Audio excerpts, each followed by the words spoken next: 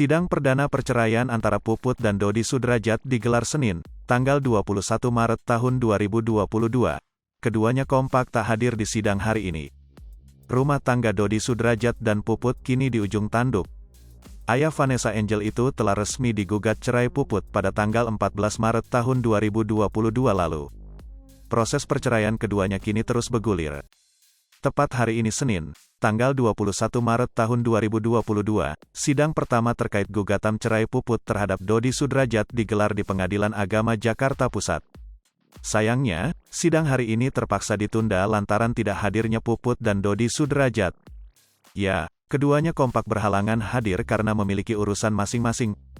Sehingga, sidang gugatan cerai Puput terhadap Dodi Sudrajat akan dilanjutkan pada Senin, tanggal 28 Maret tahun 2022, pekan depan. Seperti diketahui, Puput dan Dodi Sudrajat telah menikah sejak 2016 silam.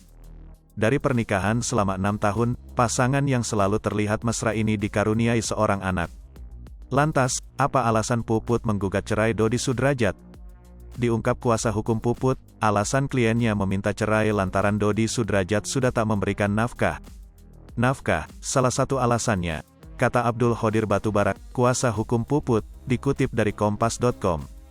Namun, Abdul enggan membeberkan secara gamblang terkait sejak kapan Dodi Sudrajat sudah tak lagi menafkahi Puput. Ya kalau itu kan privasi, ujar Abdul. Selain itu Abdul juga menegaskan bahwa tak ada unsur kekerasan dalam rumah tangga, KDRT, dalam perceraian kliennya. Keputusan Puput ingin bercerai dari Dodi Sudrajat murni karena ketidakharmonisan dalam rumah tangga mereka sejak 2018. Ia tetap dengan alasan karena ketidakcocokan, ada yang tidak sesuai jalan makanya Mbak Puput mengajukan gugatan, tukas Abdul.